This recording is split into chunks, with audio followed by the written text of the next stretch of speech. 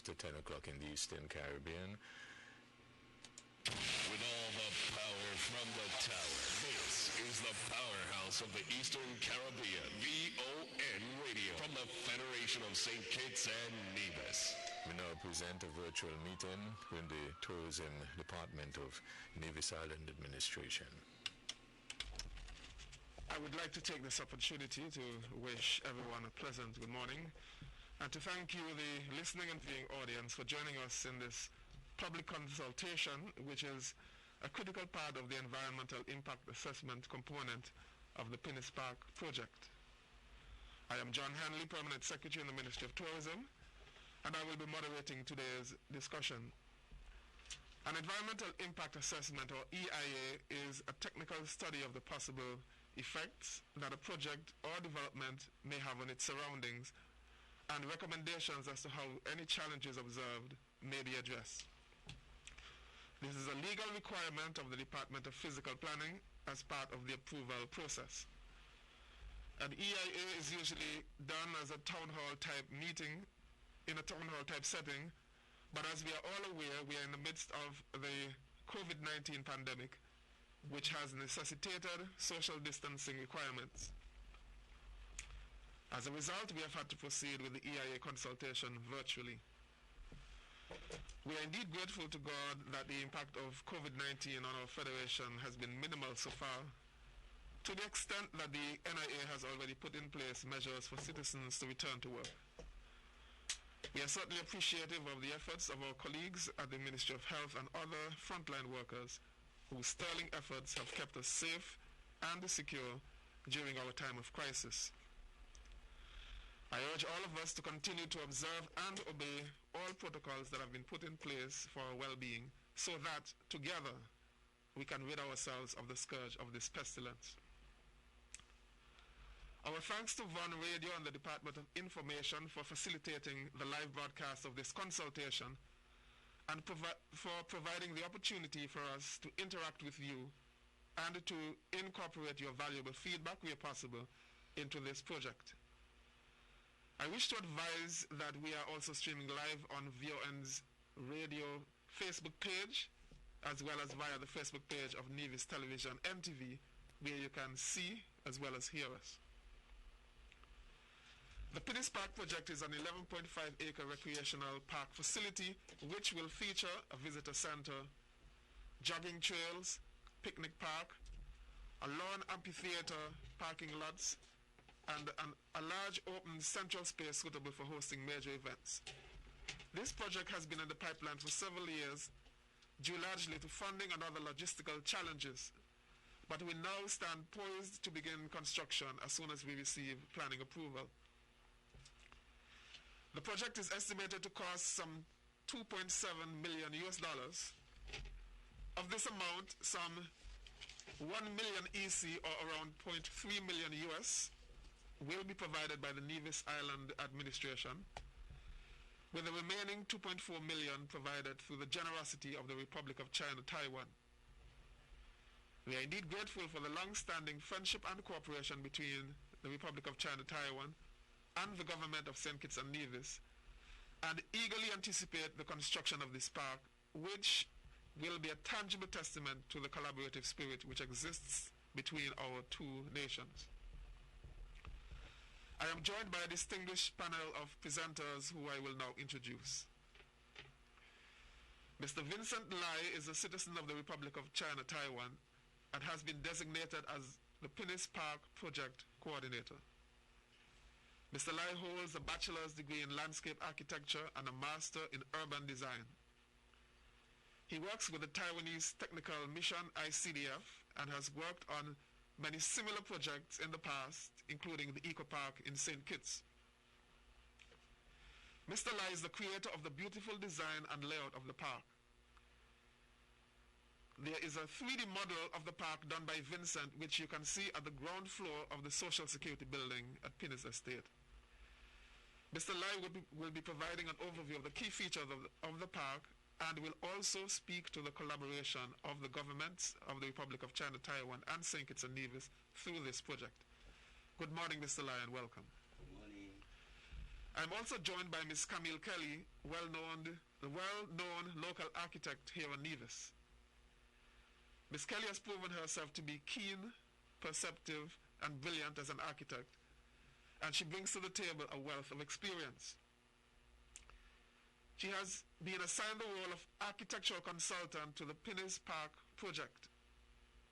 Ms. Kelly graduated from the Charleston Sixth Form College in 1999 and started to pursue her dream in architecture in 2000 at the University of Louisiana at Lafayette. In 2004, she graduated with a Bachelor of Science in Architecture, and in 2005, a Master in Agriculture.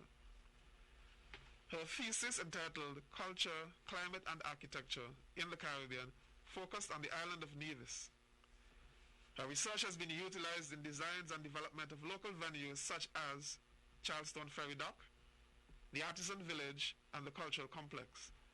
And these have enhanced the Nevisian cultural experience, promoted positive relationships and interactions between persons.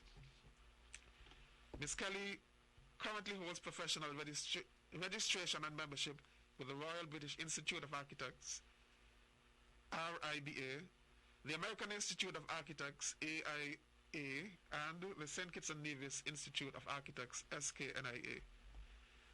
In 2012, after a decade of working in the United States of America, Ms. Kelly's love for her home country led her to return to Nevis to create her own architectural practice. As principal architect of concrete architectural design, Ms. Kelly has certainly transformed the landscape of Nevis. She has produced an excellent 3D video of the Pinneys Park layout, which was first shown during the official groundbreaking ceremony last year. We have every confidence that with Ms. Kelly on board, the Pinneys Park project will be structurally sound, functionally relevant, and aesthetically pleasing. She will assist Mr. Lai this morning in explaining the key architectural features of the park. Ms. Kelly, we are delighted to have you on our panel. Welcome. Morning. Our main presenter would be Dr. Janice D. Hodge, who is the EIA consultant to the Pinneys Park project. Dr. Hodge is a well-established environmental consultant who promotes innovation and environmental sustainability in small island states, SIDS. Dr. Hodge grew up and attended high school in Nevis, after which she attended colleges in England, the United States of America, and the U.S. Virgin Islands. She holds a bachelor's degree in biology, a master's degree in microbiology, and a doctoral degree in creative leadership for innovation and change. Dr. Hodge lectured for a short while at Alabama A&M University and later at the University of the Virgin Islands. Subsequently, she has been extensively involved with natural resource management and policy development in SIDS, having served as coordinator and director for the U.S. Virgin Islands Department of Planning and Natural Resources for over a decade. Dr. Hodge is the founder and managing director of the consulting firm Caribbean Development and Environmental Consultants, Inc., referred to as CADENCO. Since its establishment in 2003, CADENCO has prepared numerous EIA reports, coordinated numerous projects, and provided consulting services to a myriad of local and international organizations. CADENCO also provides grant writing services and training in creativity and innovation. Dr. Hodge is a staunch advocate for developing innovation, empowering communities, and promoting sustainable living. Good morning, Dr. Hodge. Thank you for joining us. Dr. Hodge, good morning. Good morning, Mr. Henley. Yes, I must also recognize another member of the Pinneys Park Steering Committee, Ms. Vanessa Webb, who is a senior member of staff at the Ministry of Tourism, who will be recording the vital feedback that we receive during this exercise. We will proceed in this fashion. I will first invite Mr. Lai to speak, then Dr. Hodge will continue, and at the appropriate time during her presentation, she will be joined by Ms. Kelly. After the presentations, the lines will be opened for you to call with your questions or comments. The numbers to call are 469-1700 or 469-1616. If you're calling from overseas, please remember to prefix these numbers with 1869. I will kindly ask that you make your questions or comments as brief as possible so that we can accommodate as many persons as possible. And now I turn over to Mr. Lai. Hi. Okay, good morning, ladies and gentlemen. Thank you for yes, Henry, you introduced myself. Okay. That's actually I have more than 20-year work experience, but this time it's my first to come into the radio station and join the EIA public hearing. That's very special experience. And I really have no idea to begin. Anyhow, my name is Vincent. I'm project manager for this project. Taiwan government assigned me to here, assist the NIA to establish Pinneys Park and making the park construction anyway. And I hope the park will become a landmark tourism destination on the island of Nevis, as well as to ensure the agents identify and successful. Pinneys Beach in the St. Kitts and Nevis is popular recreational destination for local residents and tourists. As we know, like yesterday I reviewed our Facebook, the visitor keep the walls. Nevis people waiting this park for a long time. They are waiting for a long time. So I believe under the Ministry of Tourism, the leadership, we will try to our best let our people see that we will successfully build this park as soon as possible. Before that, I would like to thank you, the Premier, Mark Brandley, because since last year I discussing with him, His Excellency gives so many good vision in the future for this park. So we can create some more detail to create this very united the park for the Nevis. How can I say? Because this park is very unique because not going from outside, it's going in the inside. Because when we visiting the Pinneys Beach, we find it's have a very good sea view and mountain view. So we want to link this image in the site. After the design detail, the architect Camille Carey, she will say more detail for yours. But I just want to mention we have some planning principle. So we want to create one a friendly environment because this area we hope they're going to forward the eco park. Eco park not only for the animal or plant, vegetation. We also hope they can in the future they can manage it very well, can available use forever. Yeah. We call extendable.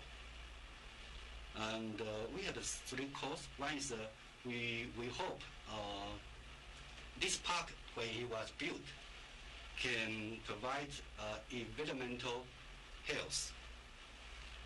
But also because we want friendly environment, so we also hope community health. Also, we want to restoring the spirits. People can very easy enjoy this area.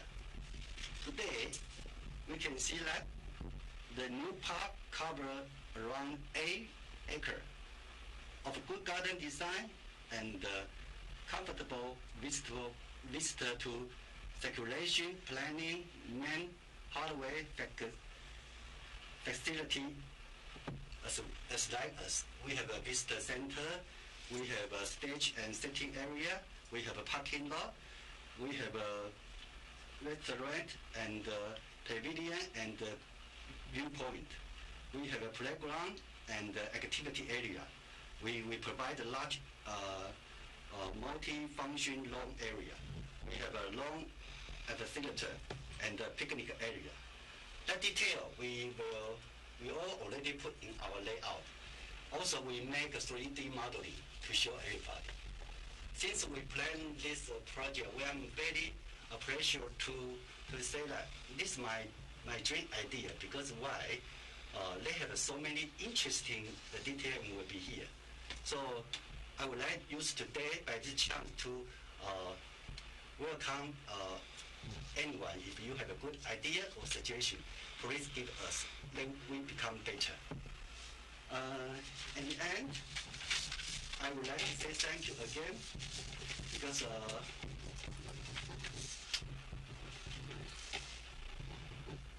for our government leader and the Taiwan embassy, they are talented. And great support, and all our team partners, they are excellent performers in this cooperation project. Especially, I want to thank you today, the whole meeting holder, Dr. Hodge. He spent a lot of time to manage this meeting. So I will say thank you. So God bless you, everyone. Thank you very much, Mr. Lai, for that overview of the collaboration between St. Kitts and Nevis and the Republic of China, Taiwan, and also your own involvement as the designer of this project. We will move right along to Ms. Kelly, who will give us an overview of the features of the park.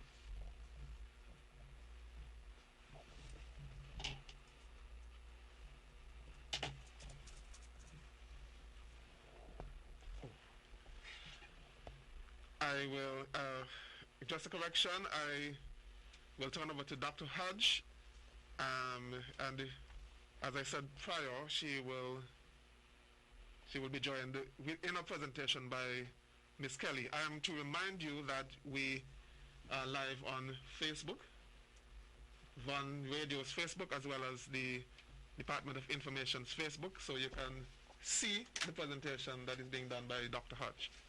I'll now turn over to Dr. Hodge.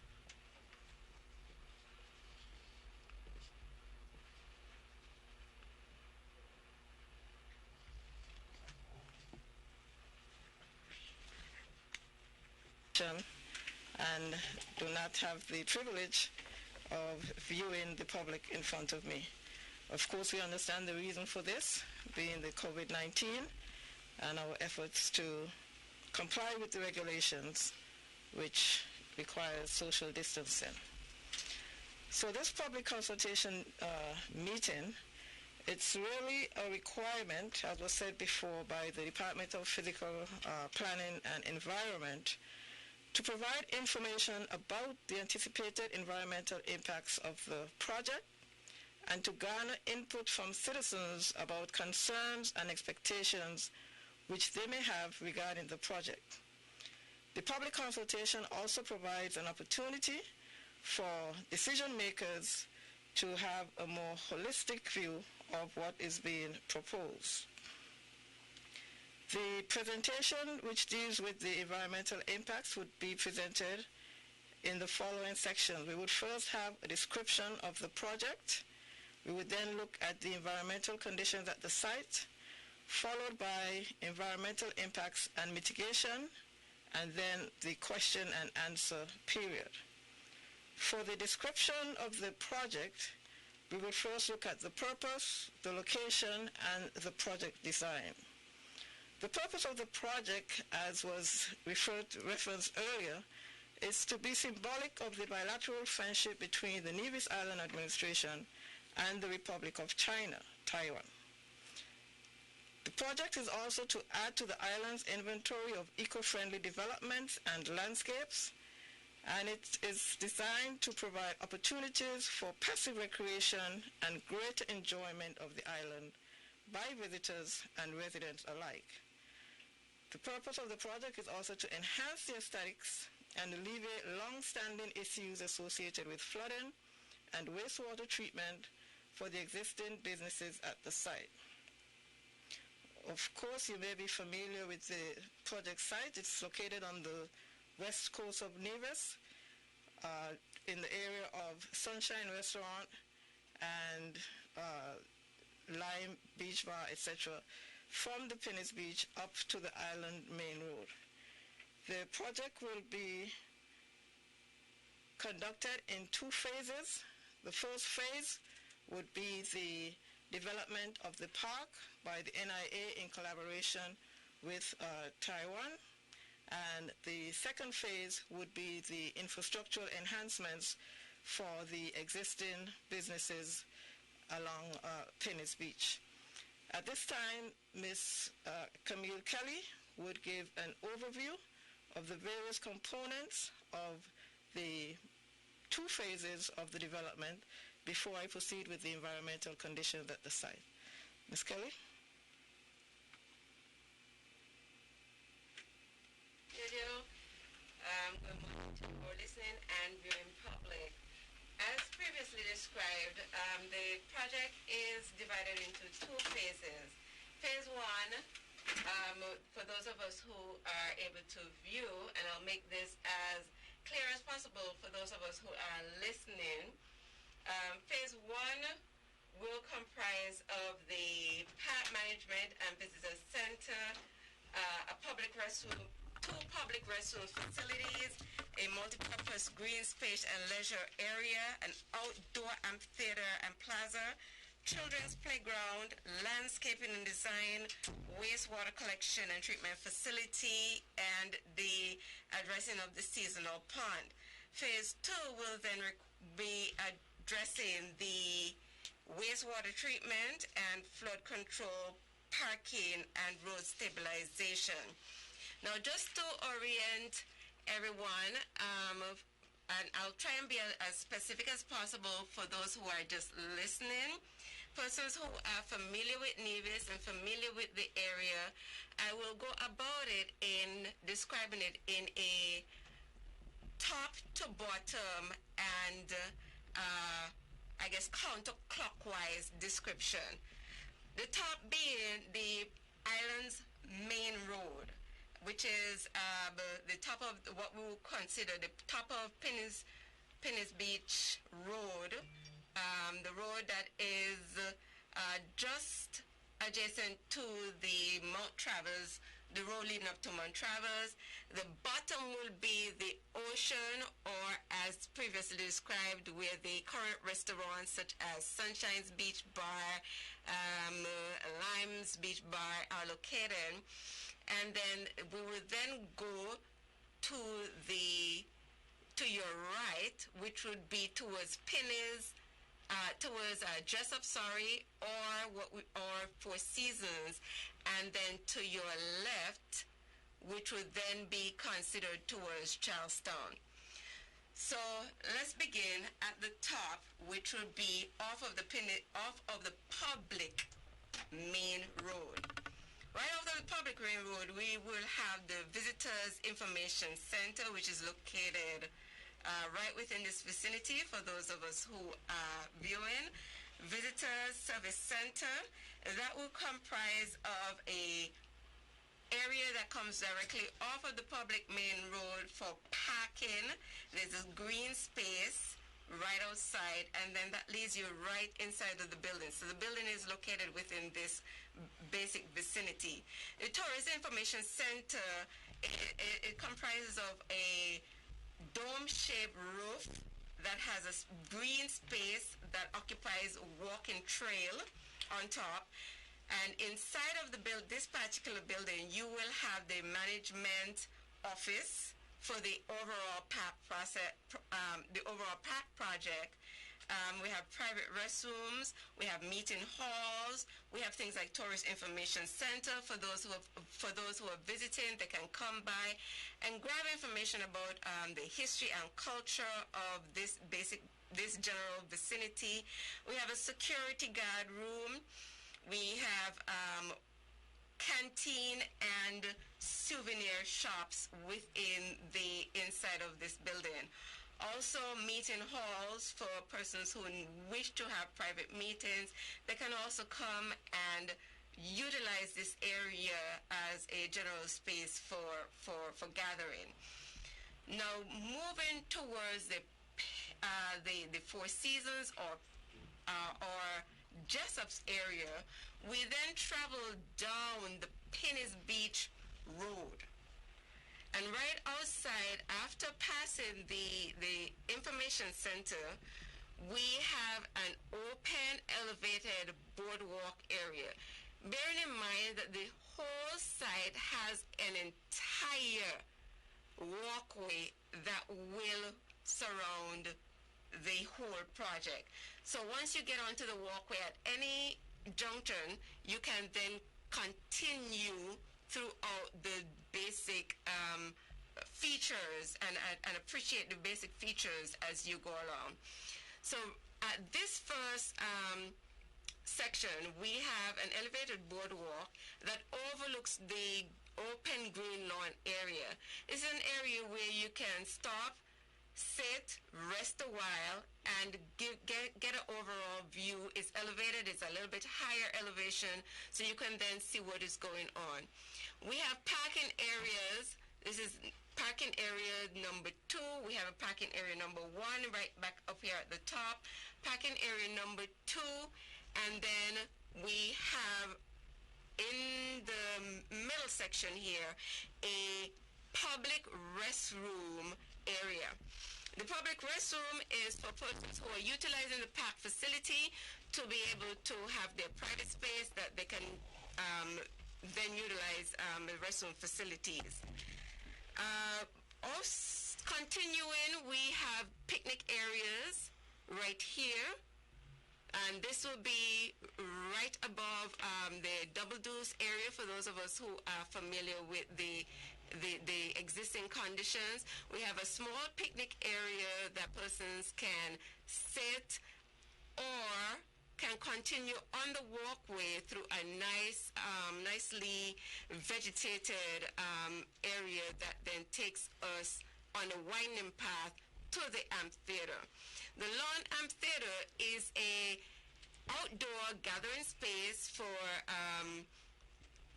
persons who can perform.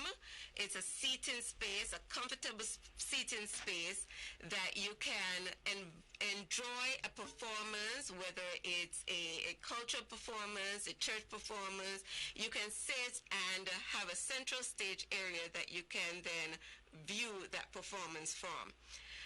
Continuing on the pathway, we then go back around to a seasonal pond. Now, the seasonal pond becomes a part of the whole nature boardwalk trail. This is the area where water catchment and water that runs off from the site will then feed into the overflow gut area should there be a storm surge. In following the trail back around from the amphitheater, we come back around to another restroom.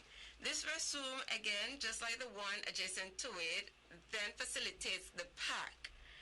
And this is, again, for large-scale gatherings that can potentially happen within the central area.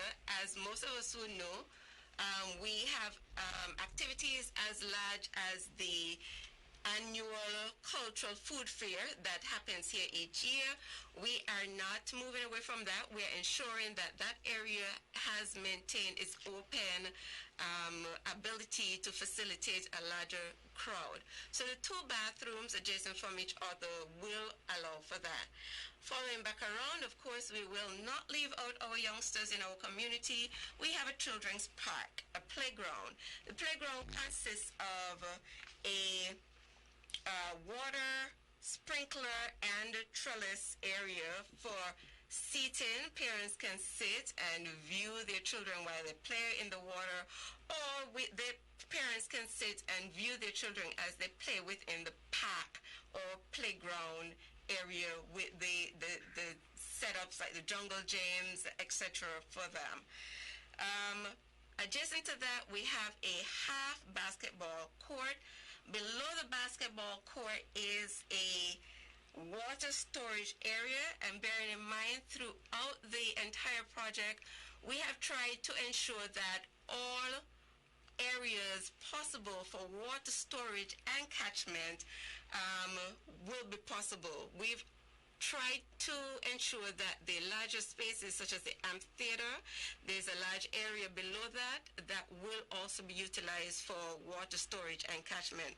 We're trying to ensure that this site is made as renewable or as eco-friendly as possible. So we are looking at means and methods such as solar systems, water catchment, and reuse systems that we can also implement throughout the site.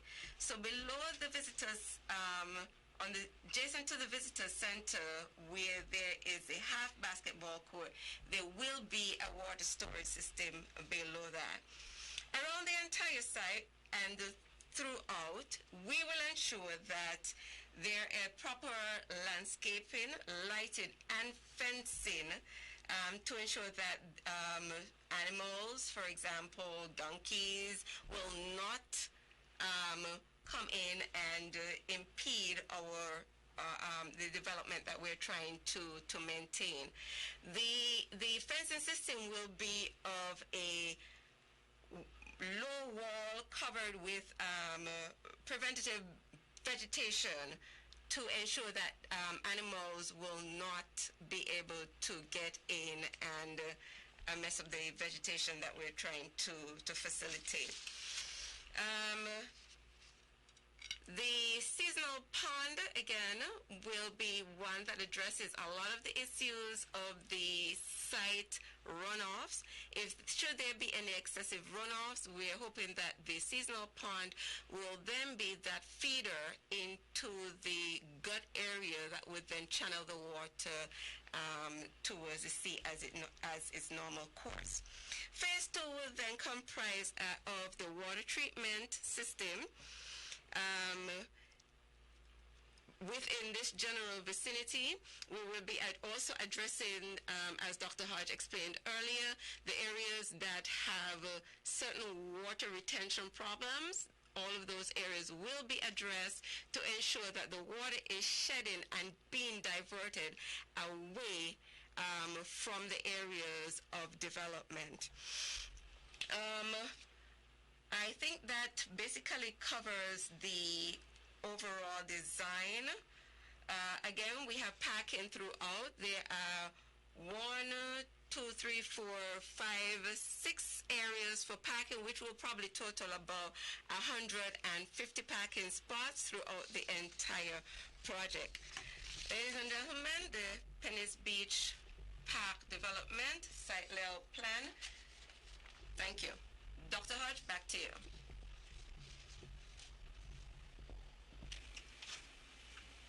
And I would now move on to section 2 of the presentation, which looks at the environmental conditions at the site. Of course, we're looking at an environmental impact assessment, and so this would form the crux of the presentation.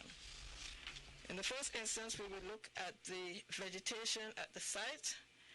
And the assessment is basically done doing depth studies, field visits, etc.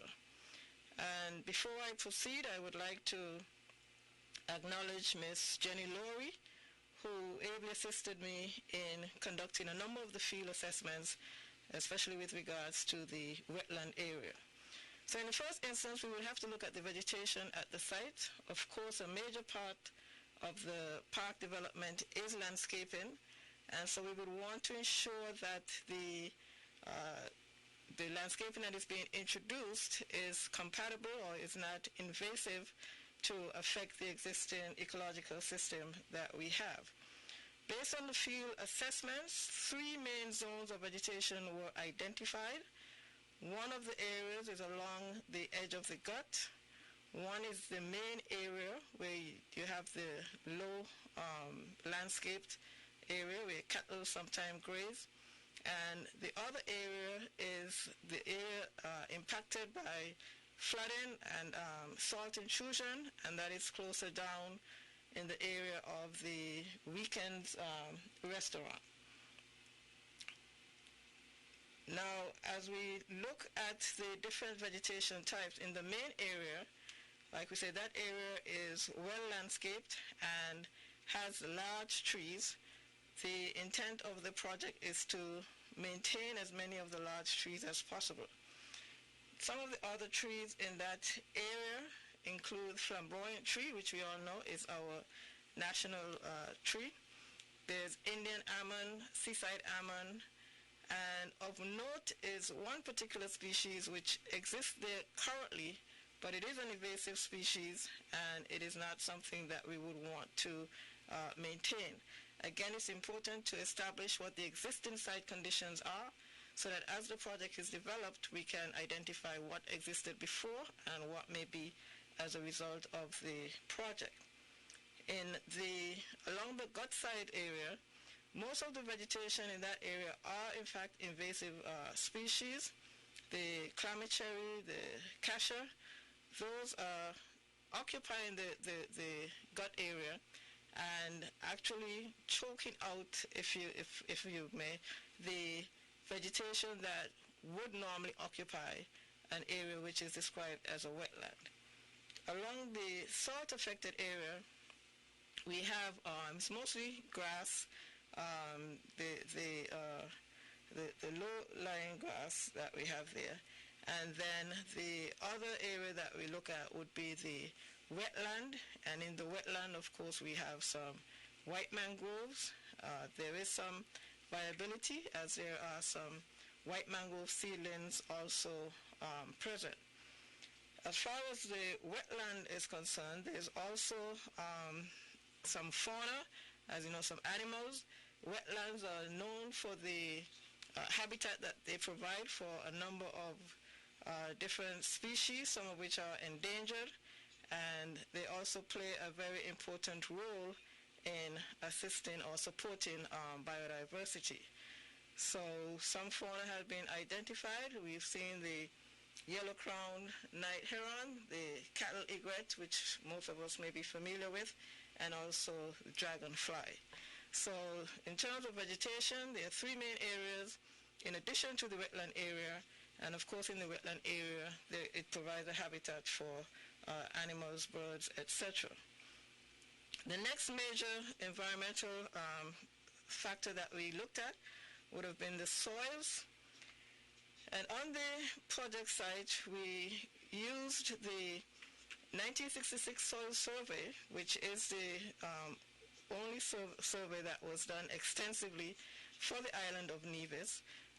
Test pits were dug and measurements were taken, and there were three major soil types identified.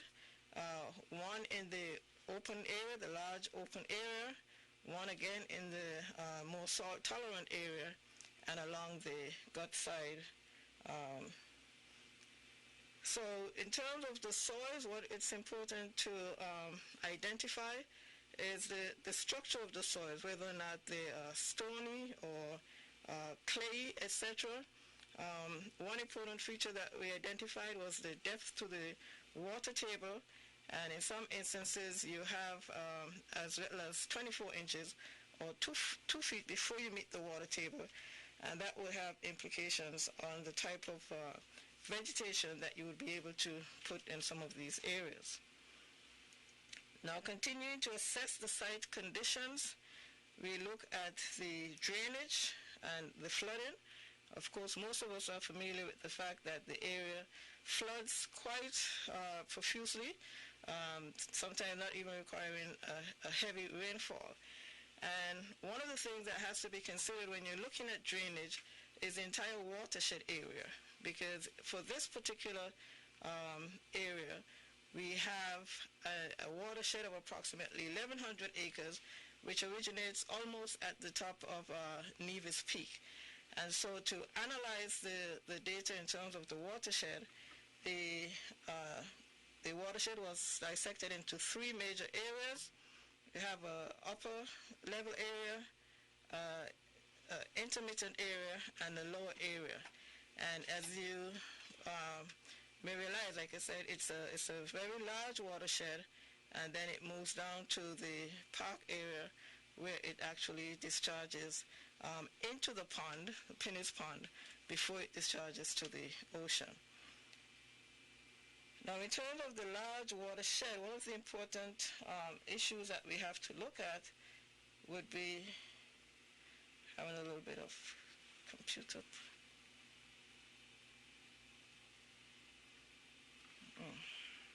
It's not moving. So one of the major concerns that we would have when we're looking at watershed, and of course an area that floods incessantly, is the amount of runoff volume that we would have. And based on the entire watershed, for a 50-year, 24-hour storm, you have over 15 million cubic feet of water coming down through the shallow cut. From the project site itself, you have about maybe just less than 1% of the volume of water coming from the project site. It's important to note that when you have about 1 inch of rainfall, there isn't any runoff from the project site, mostly because the site is flat and it's very uneven in topography. So when you look at the entire watershed and how that water drains down, before it discharges to Pinneys Beach, there is the Pinneys Pond. And so the Pinneys Pond is able to retain most of that water. And the very important feature about a wetland is the fact that it helps to filter the water so that when it does discharge into Pinneys Beach, it is not as turbid and it is not as cloudy as if it just went straight into the ocean. And so we are all familiar with the pristine water quality that we have at Pinneys Beach, and it behooves us to recognize the importance of having Pinneys ponds and other ponds around the coastal areas of Nevis, which serve that very important function to retain the water coming from high up in the watershed and allows it to filter out before it ends into the coastal water. Now, when you look at the coastline area, we will notice that if you've ever walked along Pinneys Beach, there is a sand berm which keeps the water which comes from the watershed in Pinneys Pond. And so it allows to settle there. And this is where we would say that the sand berm is intact. Now, in some instances, the sand berm is breached, and when that happens, the water from the watershed then flows out into Pinneys Beach, and you have the concern of whether you may have animal feces or anything else that is coming from way up in the watershed getting into Pinneys Beach. Again, we emphasize the importance of Pinneys Beach, not just for recreational purposes, but also for the tourism industry. And so the pond, Pinneys Pond, plays a very vital role, not just from an ecological perspective, but also from an economic and social perspective as well. Now, looking at the entire watershed and all of the water that comes down, we talk about the issue of drainage at the project site, and one of the reasons why you have flooding in that area is because when you look at the topography, from the shoreline up towards the road area, it's just about 10 feet different in elevation. And so, of course, that is very flat. And even within that flat area, looking at the topographical map, we can see that we have different areas of dips and gullies, etc., that would prevent the water from running off. And so when you have this type of topography in a low-lying coastal area, you would then be subjected to site flooding. And like I said, most of us who traverse that area, we would have witnessed flooding at the site at one time or the other. And so flooding is a major environmental concern that would have to be addressed or would have to be mitigated for in this project. The other factor that we looked at was the shoreline and storm surge. Of course, storm surge has to do with the wave action. And when we look at the wave heights around Nevis and in the Pinneys Beach area, along that coastal area, we would notice that it is not very high. In fact, it's the lowest of the wave heights area that we have. When we look at the vulnerability to storm surge around Nevis, the Pinneys Beach area really is only impacted when you look at a 100-year storm. And a 100-year storm basically means a storm that would happen once every 100 years. Now with climate change, we're recognizing that we're going to have more frequent and more intense storms, etc. So looking at the historical storm surge data, we would say that the Pinneys Beach area would be okay because you're only looking at a 100-year storm where you would have significant storm surge. However, one of the anomalies that we have to deal with has to do with hurricane activity. And many of us may remember when Hurricane Omar passed, not even directly over Nevis, the devastating impact that he had on the west coast and actually caused Four Seasons to be closed for a long period of time. And this happened because normally the hurricanes would come from off the coast of Africa and come up along the east coast of the island. However, Hurricane Omar actually started west of the island, and so once it started to move out towards the Atlantic, it caused significant damage. Now, how often would these anomalies occur? No one knows, but these are some of the issues that we would have to look at as well. Different experts, coastal engineers, have looked at Pinneys Beach and have identified that, in fact, the shoreline of Pinneys Beach has been eroding over the years, and in fact, Pinneys Beach is one of the beaches on the island of Nevis which is considered as a highly eroding shoreline. And essentially what happens is that in the summer months, you would have, because of the type of wave action, you would have a buildup of sand, and in the winter months, because of, again, wave action, you would have erosion. And so if you have more erosion than what accretion, then you would end up with an eroding beach. And so the historical data would indicate that the Pinneys Beach area is one area that is known for erosion over the years.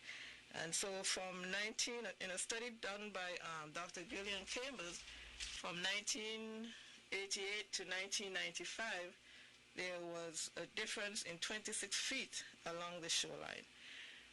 This is important in terms of what structures you would want to build. Of course, we have certain setbacks that we would need to comply with, but it's important to note that the erosion that takes place along Pinneys Beach is significant. More recent studies would also indicate that the shoreline continues to move inland. And so later on, when we look at some of the mitigative measures, you realize that there isn't going to be any provision for any roads or anything beyond the existing structures that exist there. So looking at how the site operates, we then move to looking at the marine environment. And the marine environment, we would look at the water quality which exists there, and we would also look at what actually exists in the environment. And so to assess the marine environment, we received assistance from the Nevis Water Department, who assist us in collecting samples and analyzing them for different parameters that we would need to consider. Based on the water samples that were collected, we would have looked at the Pinneys Pond area itself and also from the Pinneys Beach area, and compare those samples to the World Health Organization standards. And based on the samples that we would have taken for dissolved oxygen, the World Health Standards needs to be a minimum of 5 to 9.5. For the Pinneys pond, the first sample was within that parameter. The second sample, however, exceeded that parameter. And at Pinneys Beach, we had both samples exceeding or being above. So this is good because the minimum is supposed to be 5, and both in Pinneys Pond and Pinneys Beach, you had higher level of dissolved oxygen. And that is important because you have marine organisms, they would rely on the oxygen that is dissolved in the coastal water for their survival. We also looked at the turbidity and the fecal coliform. It is important to note that at the Pinneys Pond, on a day when there wasn't any rain, and maybe this is because the water just sat there for a while, there was a high count of fecal coliform. Not surprising though, because there are a number of animals that roam the area. Sometimes they end up into the gut.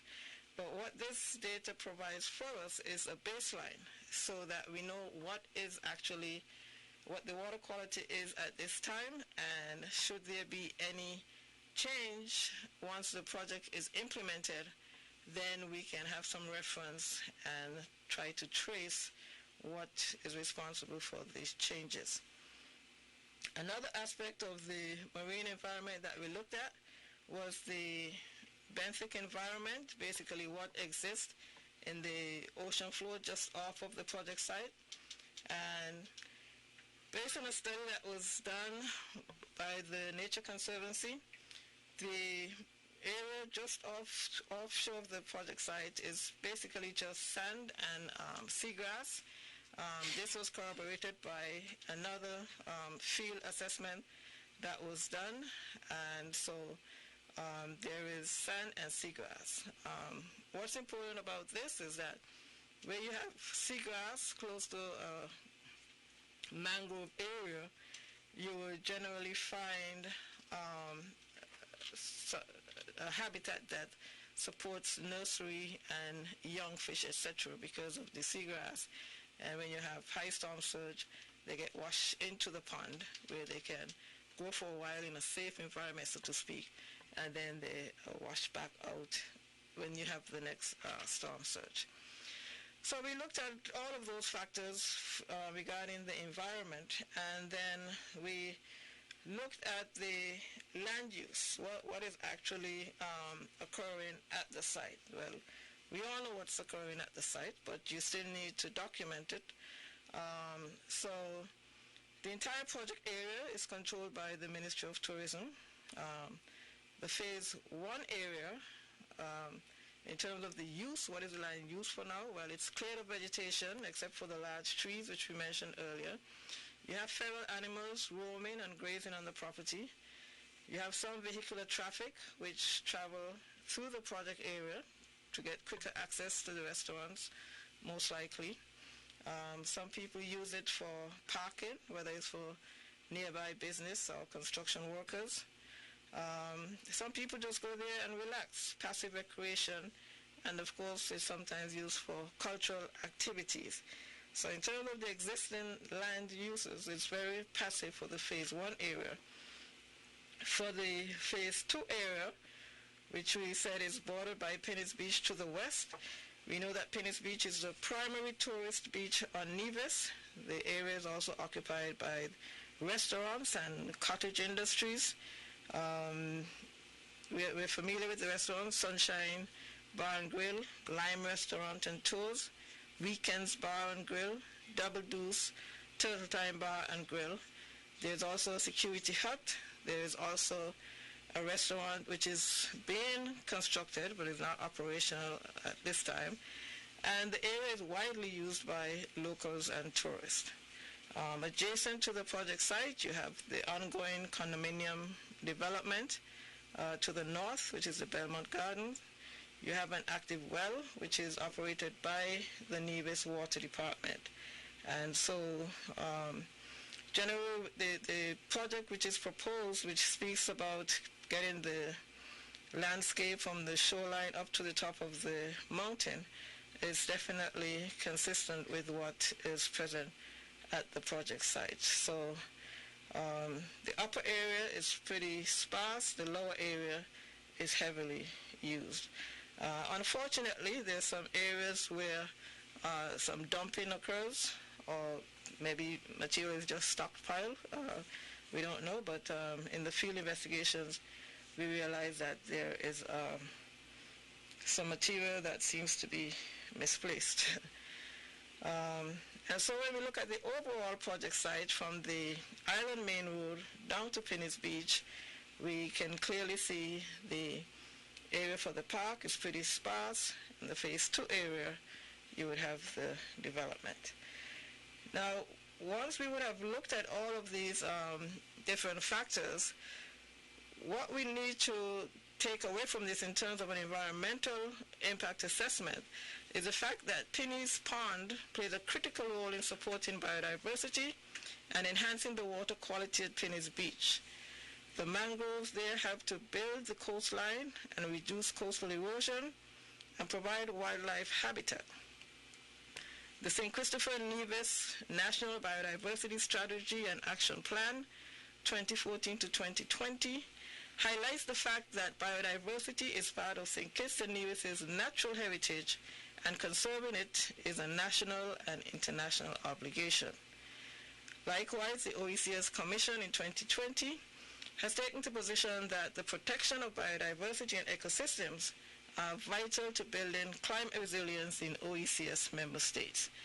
And so with this backdrop, we looked at the potential environmental impacts and the proposed mitigation. So, looking at the site and understanding the importance of the Pinneys Pond and Pinneys Beach, we looked at the potential impacts in two phases, during construction and during operation. And essentially the impacts are very similar for both Phase 1 and the Phase 2 area. Some of the likely impacts include pollution of Pinneys Pond and the Pinneys Beach from solid waste, pollution of Pinneys Pond and beach from chemicals, loss of biodiversity, wetland services from encroachment, low water table and invasive species, as well as flooding as a result of inadequate site design and layout. Dust pollution is also a concern, even though this would be more so in the Phase 2 area. During operation, we will look at the possible environmental impact would be pollution from inadequate treatment of wastewater, site flooding from inadequate drainage or stormwater management, and again, loss of biodiversity caused by landscaping chemicals and being in close proximity to the wetland area.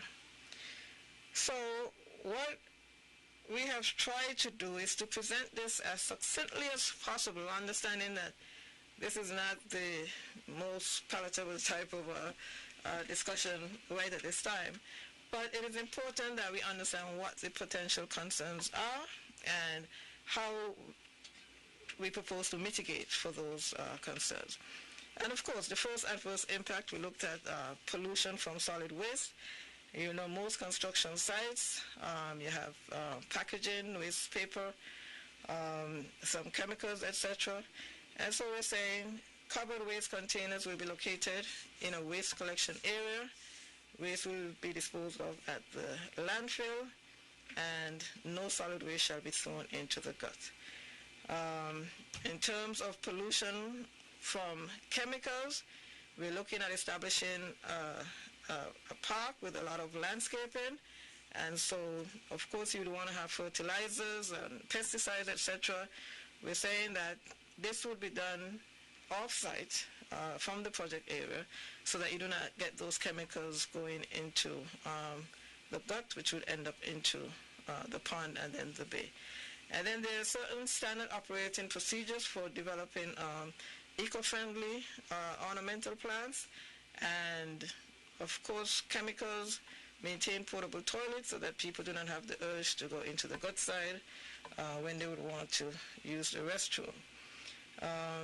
Loss of biodiversity from encroachment, low water table and invasive species. So we're saying there needs to be a buffer set back from the edge of the gut to avoid gut destabilization. Of course, if the gut edge starts to destabilize, you get sediment falling into the gut, which would end up being washed down to the pond and into the ocean. So there needs to be a setback from the edge of the gut. Excess stormwater would be diverted to the gut, which would help to provide the type of environment that is necessary for the growth of white mangroves.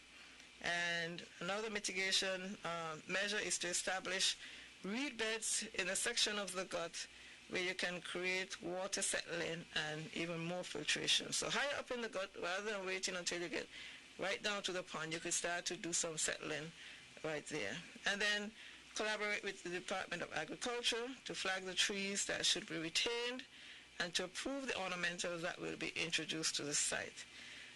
Invasive species, which you mentioned earlier, such as clammercherry, cassia, wild tamarind, all of these should be removed from the gut so that you can begin to allow for the rehabilitation of the wetland type vegetation, which provides the most services.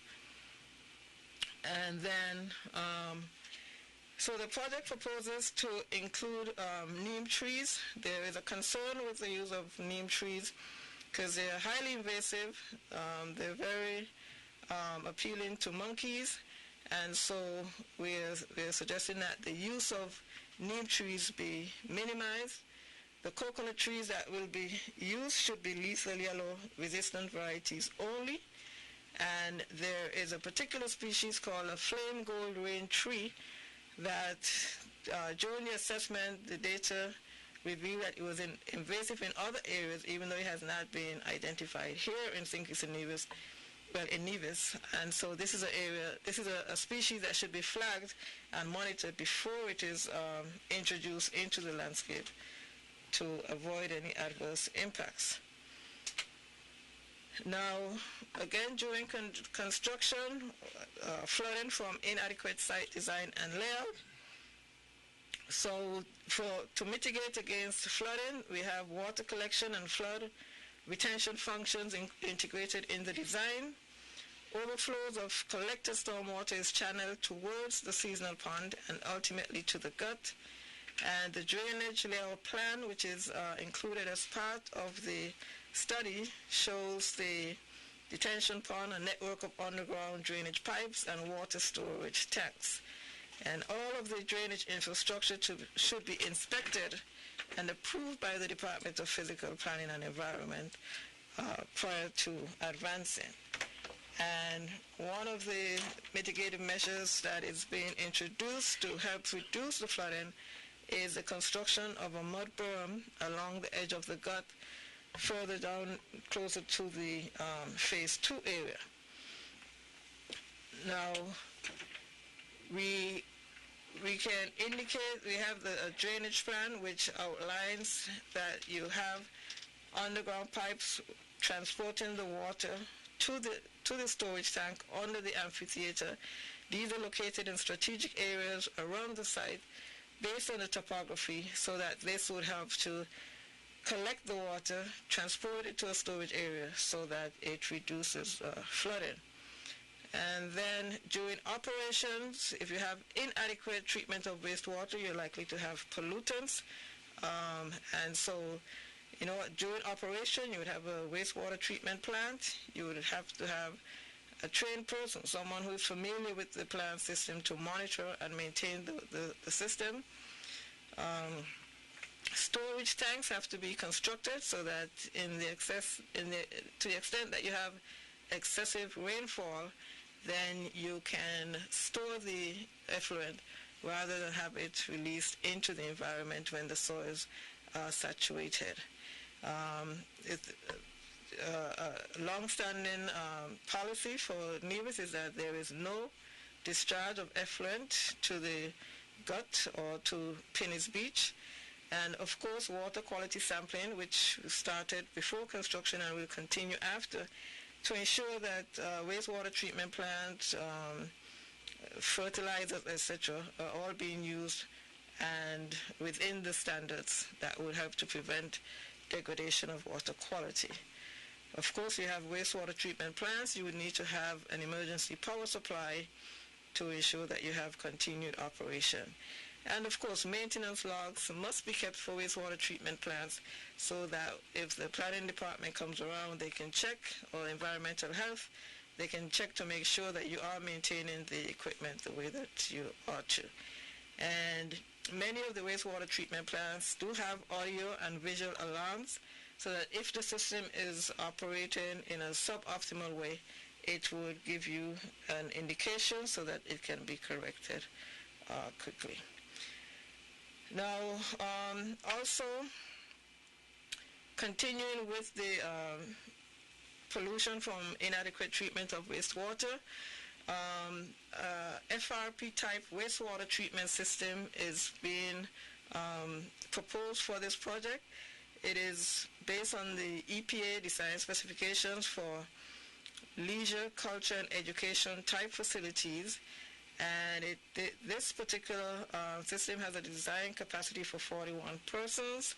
Of course, because you're going to have some days when you have very large events and some days when you have very little, then the system would have to be sized to be able to accommodate the fluctuation in the use from day to day. However, the system does produce effluent which is within the acceptable standards for the Cartagena Convention. Based on the units that we did the water sampling in, this system that is being proposed has different units, and so we looked at the World Health Organization standards as well as the standards by the Cartagena Convention, and realized that that system would in fact meet the requirements for Class 1 waters. Class 1 waters, of course, are waters for recreational purposes. So during operations to prevent site flooding, this is once the park is up and going, you would have to make sure that the stormwater collection and storage facilities are maintained, the seasonal retention pond and the gut maintenance of these areas will have to be incorporated in the overall park maintenance plan.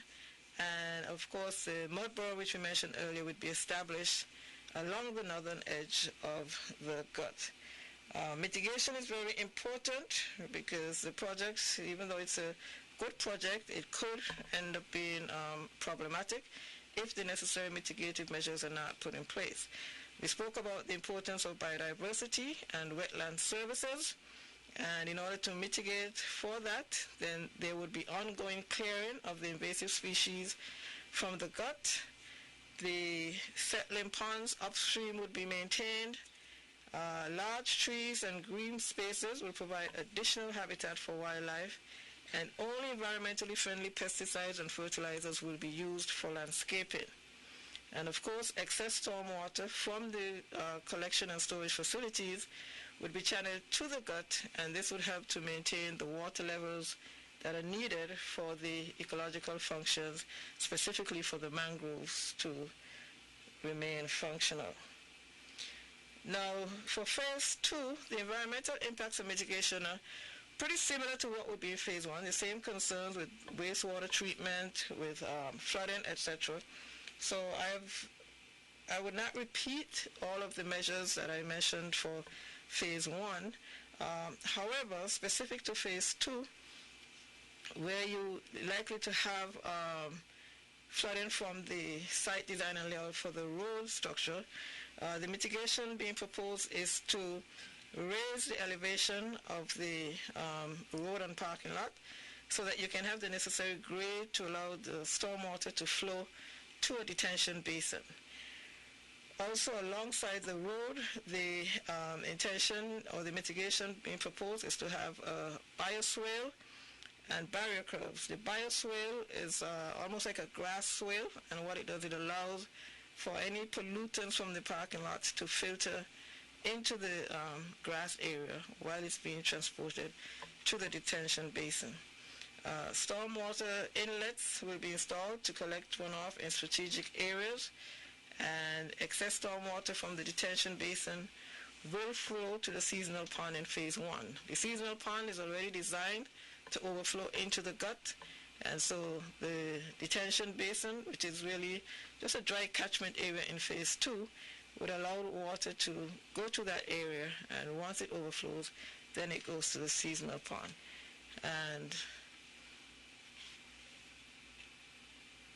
the two projects would essentially come together in terms of dealing with the stormwater, how the stormwater would be managed, and they pretty much, when you look at all of the storage facilities in the phase 1 area, under the half basketball court, under the amphitheater, and the seasonal pond, then you also have water storage area under the restroom facilities, and so that would take care of a lot of the water. However, sometimes if you have a storm surge and the water comes in from the ocean instead of coming down from the gut, you may have it overtopping the edge of the gut. And so the detention basin that is being proposed for the phase 2 area would help to alleviate much of that concern with the flooding. Dust pollution, because of the phase 2 area, we will be looking at raising the area, bringing in fill, etc. You will have to make sure that the dust pollution is mitigated. The restaurants in the area, many of them are open restaurants, open seating, and so you would have to ensure that you water the area as necessary to keep the dust down, and if you have stockpiles, then you keep them covered, because you do not know when you would have wind flurry. Now, in terms of pollution from the wastewater treatment plant, of course, the plant would have to be carried out in accordance with the specifications. It must be adequately sized, and because we're looking at restaurants in the phase 2 area, then each restaurant must have a grease trap before the wastewater goes to the treatment plant. And they should already have this anyway, but it's an added measure to help ensure that the plant functions properly for a long period of time. Almost at the end, but this is what the impact assessment is about, to identify the impacts and how they're being mitigated. During operation of the phase 2 area, we spoke about a bioswale, stormwater inlets. Mitigation to ensure that they continue to function properly is to have regular inspections of these areas to make sure that you do not have any debris or trash accumulating in them. The stormwater inlets should not allow the sediment to accumulate in these areas. They should be removed periodically. And the sand berm separating the wetland from the Pinneys beach would be maintained below the level of the mud berm. We spoke about how the sand berm sometimes is breached, whether it's because of storm surge water coming in or the velocity of water going out. In order to help prevent the water from overtopping the gut, the sand berm would have to be monitored so that it can be maintained below the mud berm, and that would help to reduce the occurrence of flooding. And so an area has been identified on the site plan to indicate where the mud berm would be most effective. And so once that is established, then the removal of the sand berm on a periodic basis would be necessary to make sure it functions properly. Now, to avoid pollution from ineffective wastewater treatment in Phase 2, this Phase 2 area is different from the Phase 1 area because, of course, Phase 2 is you have a number of restaurants. The type of wastewater is going to be significantly different, and so you need a different type of system. The type of system being proposed for the Phase 2 area, it can accommodate wide-ranging flows. Sometimes you may have some restaurants open, some not open, etc. So you need to have a type of system that can function effectively, depending on, notwithstanding the amount of flow that it has and the different types of waste that may be entering the system. So the capacity for the system is based on the existing restaurants, looking at approximately 550 seats. The industry standard is 50 gallons per person. And so the system has to be adequately sized to make sure that it can accommodate the wastewater at peak usage. The good thing about the ChromaFlow wastewater system, which is being looked at for this area, is that it can be installed in modules. And so if the area is to expand with more restaurants, then you can add more modules as you would need in order to accommodate those systems. And then again, to mitigate for the pollution, you would want to ensure that the attachment for tertiary treatment is included, and this would have to ensure that the effluent can be incorporated in the irrigation system, because once it's treated at the tertiary level, then it would remove all of the pathogens, microorganisms, etc. And so those are the major likely impacts associated with the project from an environmental perspective, and the proposed mitigation to address them. Now, this project incorporates a number of features. We look at the expanse of open green space, which is in the project design. It has an extensive rainwater collection system, planting of more than 1,000 trees and shrubs, recycling of treated wastewater, water collection and flood retention structures, rehabilitation of the coastal plant ecology, and integration of solar energy in the roof design of the building. So implemented with the necessary mitigative measures that have just been discussed, this project can actually help to enhance the ecosystem services provided by the Pinneys Pond, and also help to build a more climate resilient Nevis by looking at especially the water conservation measures that are installed. I thank you for bearing with me through this presentation. It is most necessary that these factors are looked at so that when the planning department reviews the proposal, they can make the decisions well informed of what the concerns are and what the mitigation may be. As the presentation, this aspect comes to an end, we will now open the line for questions, or I'll turn it back over to Mr. Handley. Thank you. Thank you very much, Dr. Hodge. Your presentation was quite comprehensive, and we saw quite a range of environmental impacts that you mentioned, ranging from possible impacts on biodiversity to drainage and other factors. So at this point, we're going to open the lines.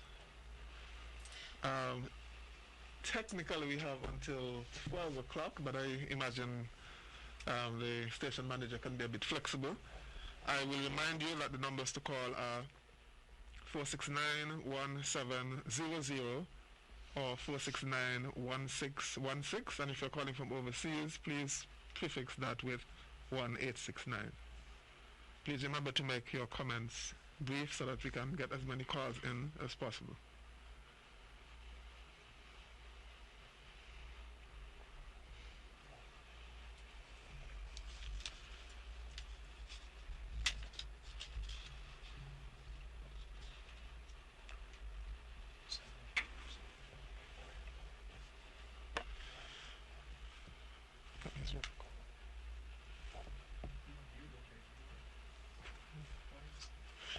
Yes. So I will remind us that we are simply awaiting. We are simply awaiting approval from the. On the air. Okay, we have a caller on the line. Caller. Good morning. I want to wish Mrs. Kelly congratulations for the job she has done well. Thank you. Thank you. All right, thank you, caller.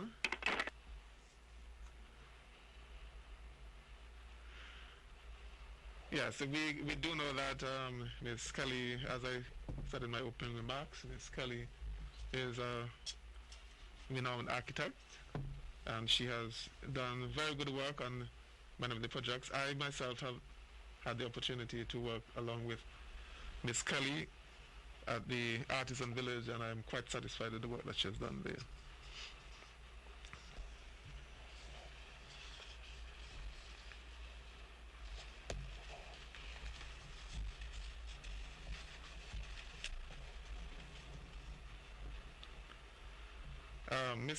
Miss Kelly,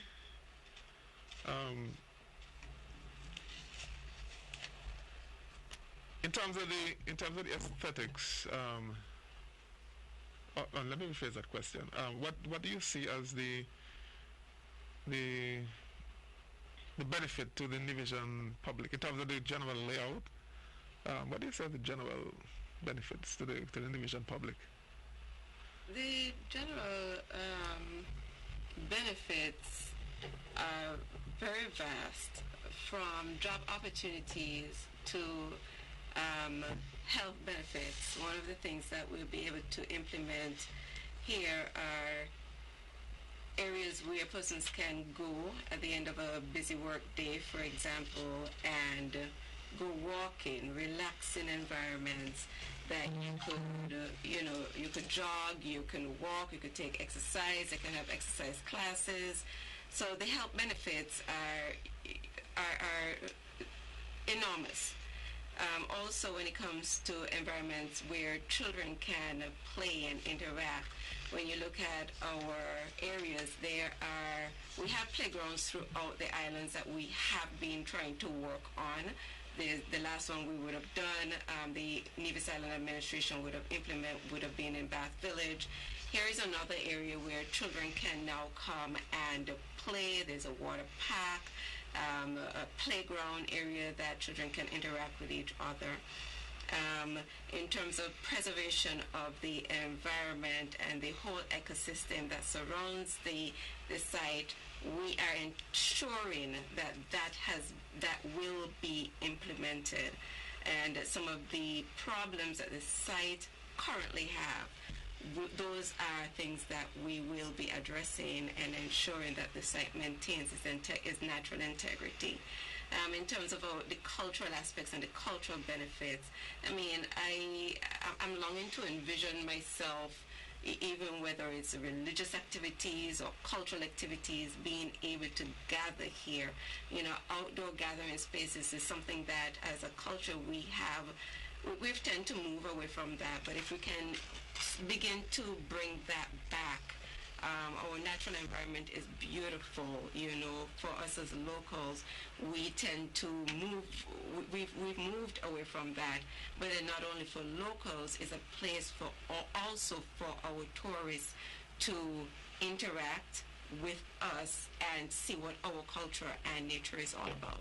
So the benefits would be really great, economical, socio-economical. We'll be enjoying a wonderful time at this park, Mr. Henley. I'm sure all of us look forward to this park. It has been long in waiting, and when Vincent designed the latest version of the park, I think the whole of Davis was quite excited at what was unveiled at the groundbreaking. Vincent, yeah. You are the designer of the park, and as I said in my comments earlier, we were very satisfied from the Ministry of Tourism's point of view in terms of what you had produced. Could you tell us about some of the plants that you plan to include in the landscaping at Pinneys Park? Of course, just like Ms. Carey said, just beginning, I say we are propose this project is we want create more benefit for the Nevis public, not only for economic. I just say for environmental health, we bring some design principle for eco design, but ecology principle is combined with horticultural process incorporate into all the accepted of the landscape design. The presented feature landscaping that are designed to support biodiversity and conservation, as well as creating memorable and sensory for the outdoor activity experience for the people. Just why we say we want all environment become health. The other side, we also want to let our citizens or our visitors, they can enjoy this one. And now we know the world is we have a global science in here. So we are not only for make park for public use. We want to organize all community together. So this last year we are groundbreaking after we had so many different activities to support our project. Like we have the school children art. We want to keep the memory in our park. So we welcome our public to join this one. So just why I say community health. This is it's logical science only. So the public it's okay. Somebody calling?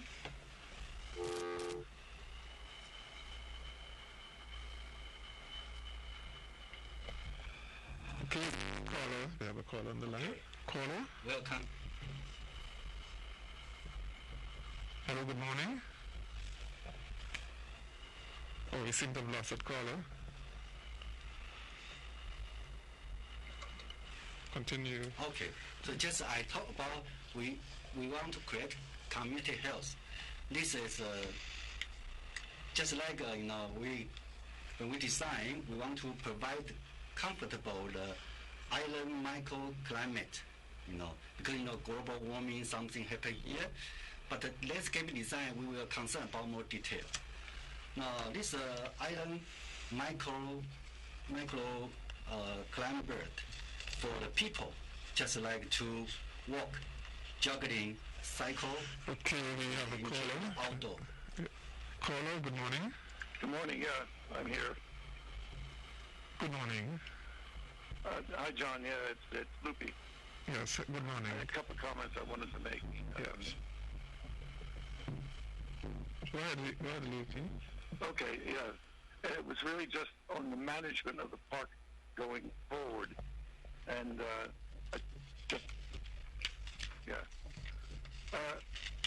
I was just calling. Okay.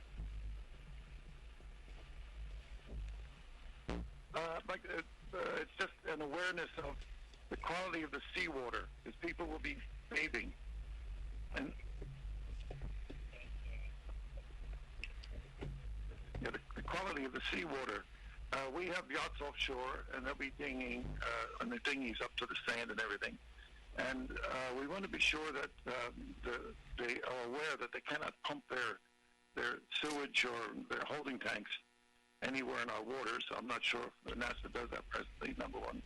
Number two, going forward, will there be, will government or health services, somebody be considering testing the water for bacteria or E. coli or things like that, which occur particularly when the guts wash and that sort of thing? Because these things are a hazard, and they do occur in our seas. I don't think we're presently testing. And that will be a primary bathing beach for the island. So I just suggest that somebody consider that there be some monitoring of the quality of the water for bacteria and microbiomes that may be of danger to us or hazard. That's what I'm offering, because it'll become a very popular area. It's a lovely looking project. Thank you. All right, thank you very much, caller. In terms of the protocols for the handling of wastewater from yachts. We do have measures in place already, so the yachts are aware that they cannot indiscriminately dump their waste into the water. And also in terms of the testing of water, Dr. Hodge did mention that there would be continued testing as part of this project. Dr. Hodge, do you want to jump in on this one? Yes, thank you. The water quality testing has been a concern for many for a very long time. And while we do conduct some testing, there's really a lot more testing that can be done, looking at a lot more specific criteria to ensure that we can identify the exact cause of any water quality degradation. And so the necessary infrastructure that would be required to be established is definitely something that we need to look at going forward. And in terms of addressing a number of the issues that would affect our sustainable development, we are heavily dependent on our natural environment.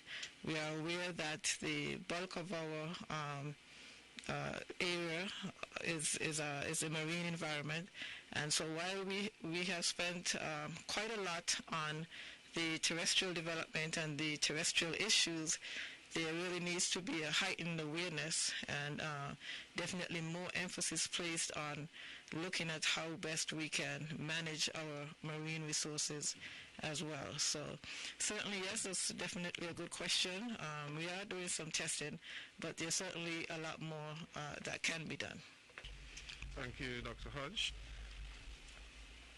And I suppose we can go back to Vincent. Vincent, I was asking you to give us just give us a list of one or two of the major types of plants that we're going to have. Of course, we're going to have local plants and we're going to have imported plants. So could you give us an idea, Vincent?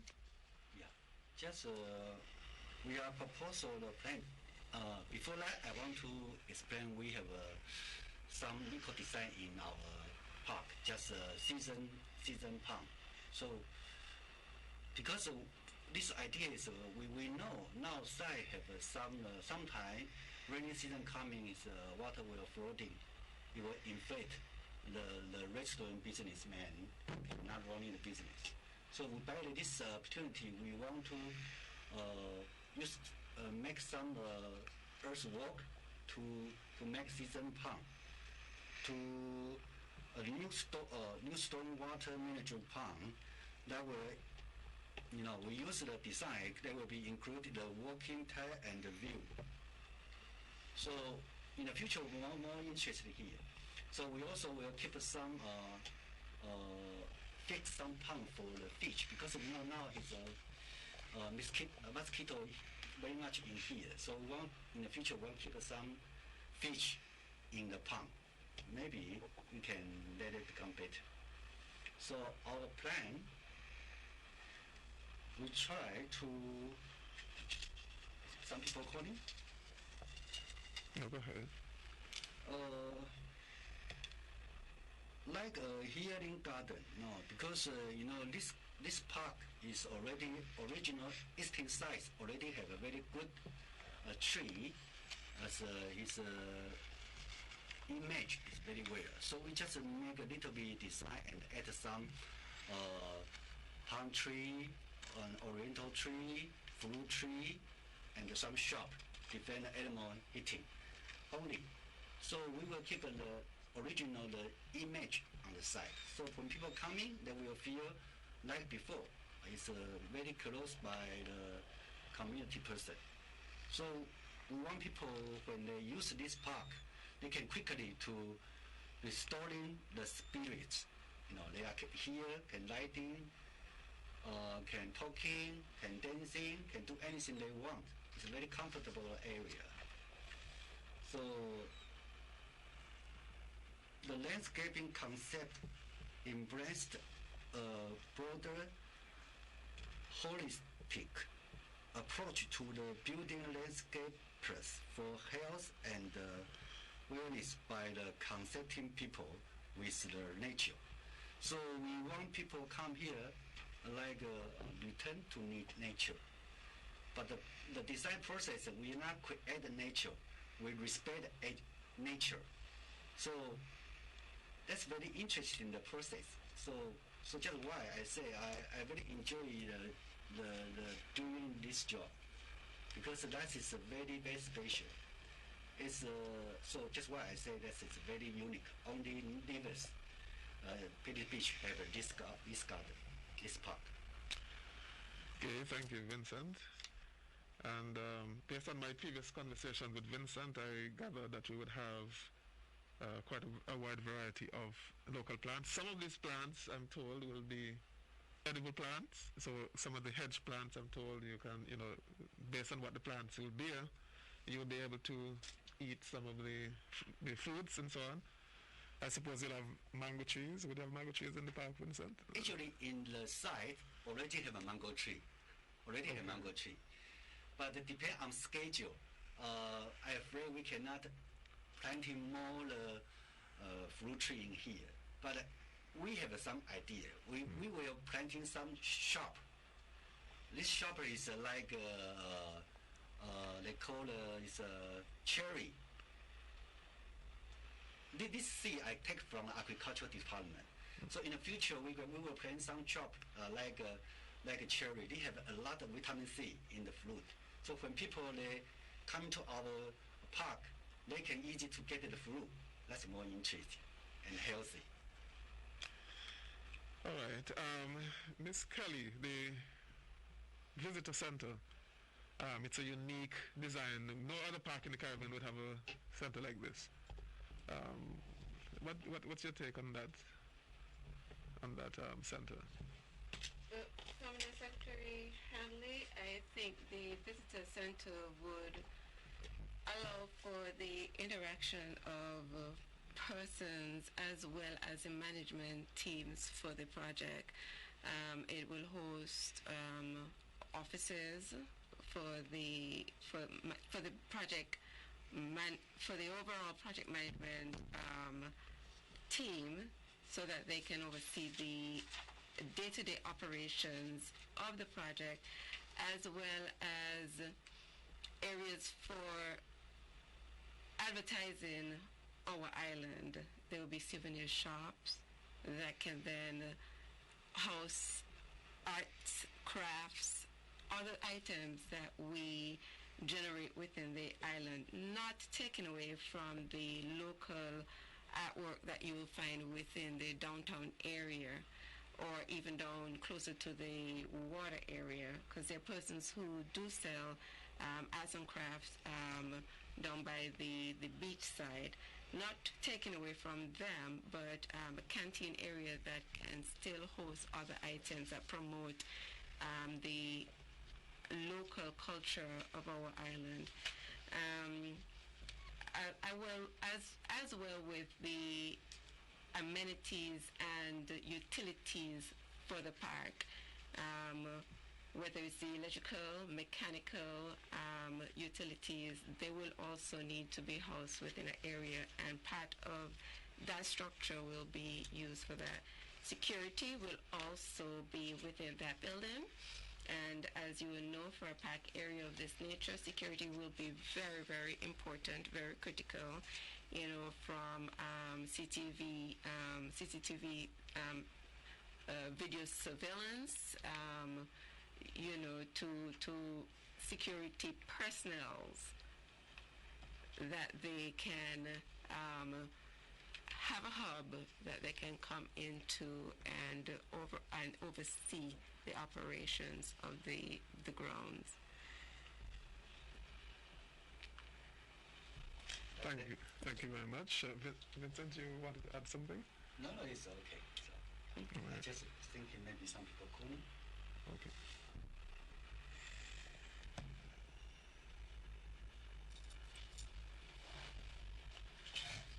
Dr. Hodge, based on your assessment, what would you say, in terms of the biodiversity that you mentioned, what would you say is the greatest threat, or the most important threat? Definitely, in Nevis as well as many of the other OECS states, the loss of mangroves and wetlands has been a major concern, primarily because they're not valued as much as they ought to be. And so because the Pinneys Pond is situated adjacent to an area that is so attractive for development, it is important that a project such as this, which is very low-key, has large expanse of open areas, etc., would help us as an island to preserve area that are significant as the wetland. One of the largest concerns to wetlands has been the destruction of them for development activities. In this instance, this type of project sets out to actually enhance the wetland and the ecological services. So because the project is premised upon protecting the existing wetland, then the threats that would most likely cause some degradation or some concern would have to be in the failure to maintain and manage the necessary structures that are put in place, namely for the stormwater, to ensure that you do not have pollutants running off into the pond and the wetland. One of the concerns with regards to the wetland ecosystem and the existence of the white mangrove has to do with the level of water that the mangrove needs to survive. And with this project requiring large amount of water for maintenance of the landscaping, then it's important to ensure that the amount of water going into the pond is not diminished. However, it's very difficult to find a major threat because the Nevis Water Department, which has a well, an active well, adjacent to the project, which provides water for irrigation, has indicated that they will be providing water for this project. Brackish water is not potable water, and it's the potable water that we have to be concerned about in terms of how we are able to recharge our groundwaters and maintain the type of environment that would be sustainable for the wetland and the ecosystem. So ensuring that the wastewater treatment facilities function per manufacturer's specifications would be key, but provided that the necessary mitigative measures are put in place to ensure that they're maintained when required to do so, then the wetland should actually be enhanced, as I indicated earlier. And so the threat would really come about from failure to implement the necessary measures that are required to ensure that the pond remains viable. All right, thank you, Dr. Hodge. And I think at this juncture we can just about wrap up. So as we wrap up, I will ask each one of the panelists to give a snapshot of their perspectives. I will start with Vincent. Vincent, in 30 seconds. Mm-hmm. Just give us your final comments. Mm-hmm. Yeah. Actually, we talk about the landscaping plan. If you overview and check our planting schedule, you will find this project we just try to remove around 2,000 plants in the park only. So in fact, we also correct the local plan to propagation to produce in our case-based farm. So in January this year, we built one nursery to produce the landscaping plan in the nursery. So everything going to very smoothly. Yeah, very good. So if you say my comment, just I say, this park is belong to Nevis. Yeah. So after today, I think we were starting many work to construction this project. So when I think back, since last year, July until now, have so many Nevis NIA authority gives us many help, like agriculture department, Mr. Sargent, Randy, and Liquor. Also finance, Mr. Duro also gives so many good suggestions. So we hope everything we're going to find, because we are next step. We also have some activity we will be coming to let our community people public can know that. Like we want to correct all the picture, yeah, something. So we hope today, if you ask my comment, I think we will do our best, and we will let this project as soon as possible become true. Thank you very much, Vincent. Ms. Kelly? To add to what Mr. Lai would have said, this is a project for Nevis and for the people of Nevis and everyone else who would be visiting our shores.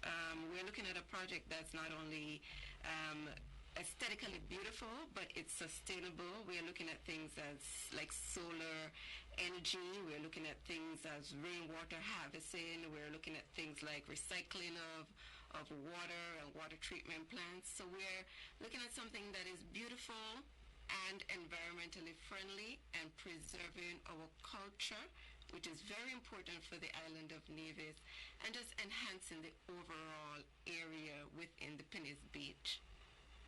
Thank you very much, Ms. Kelly. And finally, our main presenter, Dr. Hodge, your final impressions in 30 seconds.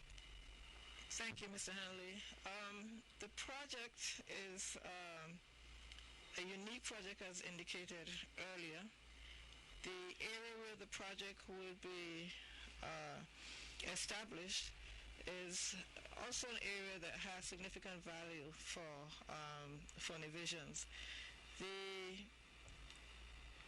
comment that I would like to make is that once the EIA is completed with recommendations, that every effort be made to ensure that the mitigative measures outlined in the EIA are actually implemented and enforced, because I think that is one of the major concerns where you have a very good project, but because of the failure to ensure that the mitigative measures are implemented, you end up with a bad project.